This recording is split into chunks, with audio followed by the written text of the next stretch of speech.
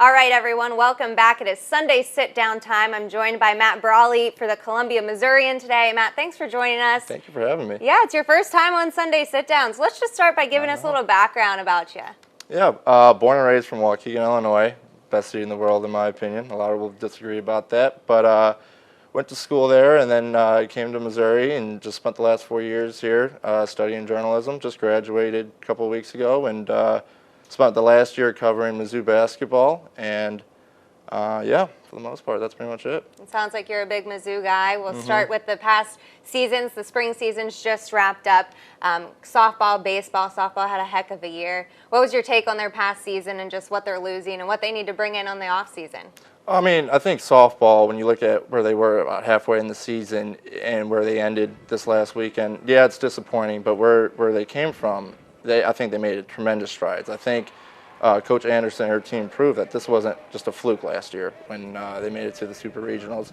And you know, they ran into a really hot pitcher, and sometimes in softball you just can't beat that.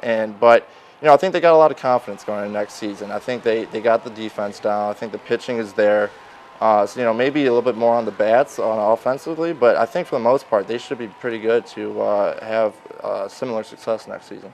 Now, going to the baseball team, they definitely had a rocky path this season also. They didn't make the tournament this year, and they're losing some guys in Torrin Montgomery and Josh Day. What do you think they need to work on this offseason? You know, I think really what they need to work on is just kind of confidence within themselves. You know, I think for most of the season with the expectations kind of low, I think, yeah, at times they didn't really look too confident in themselves, especially when you're playing in the SEC for baseball, which is very top-heavy and everything. So I think they proved in that last series at Georgia that they can compete with the top teams. You know, if there's focus and everything, and every offseason's turbulent. You know, you're going to lose guys unexpectedly. You're going to lose guys to graduation. But, you know, I think for the guys that are there, you just got to kind of keep your head down, you know, keep working hard and use that last weekend as kind of motivation to maybe spring you into a better season next year for sure.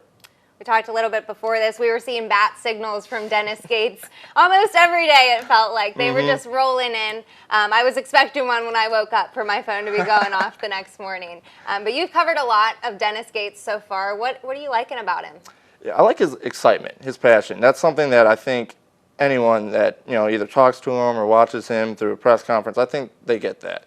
And I think the program really needed some excitement. It seemed like last year, kind of after that, you know, Kansas, U of I, tough little stretch there. It seemed like a lot of fans just weren't really too excited. It seemed like a lot of fans, it was an obligation to go to a game instead of, you know, going there for fun. So I think, you know, him coming in, bringing a new team, you know, bringing some good coaches in and kind of, you know, getting fans excited for next season. I think he's done an excellent job of that so far.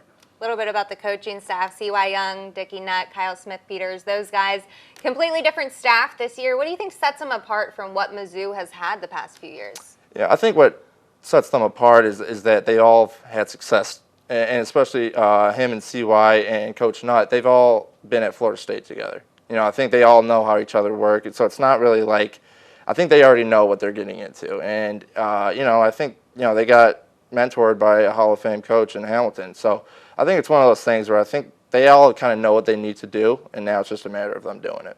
Just 3 returners for Mizzou this year. New coaching staff, new team.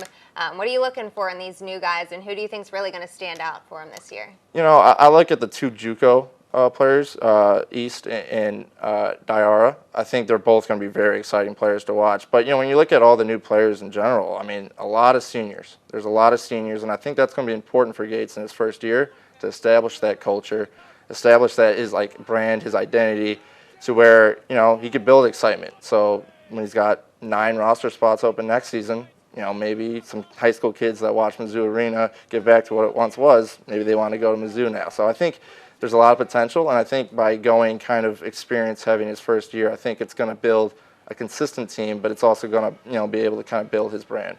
The transfer portal is just changing things by the second, basically, this year. It's making things pretty crazy.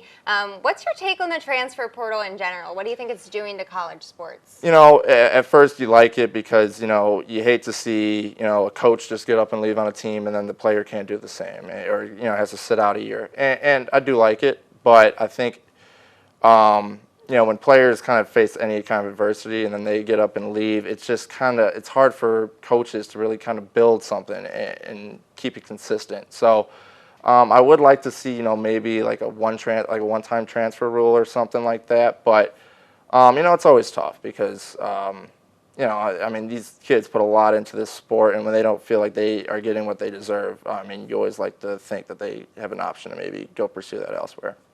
A few weeks ago, we got the announcement about Kobe Brown coming back, and he's just one of three, like we mentioned. But how important do you think it is to have that leadership from a guy that has been in Missourian before and done it here before? I think it's very important. I think all these new faces are coming in, and I don't think they probably don't know much about Mizzou basketball. I don't think they know about SEC basketball or the Kansas rivalry or the U of I rivalry.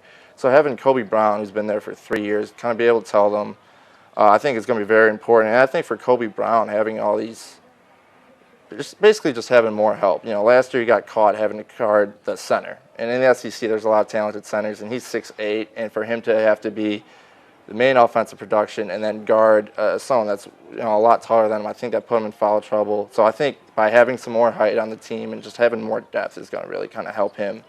I think it's going to help him offensively because he got double teamed like every game last year in the SEC. So like having something where basically just having some help, I think it will open him up and have him a great season. Well, Matt, thank you so much for joining us Thank you on your first time. We hope you come back and join us again soon. But for now, we will have more coming up after the break.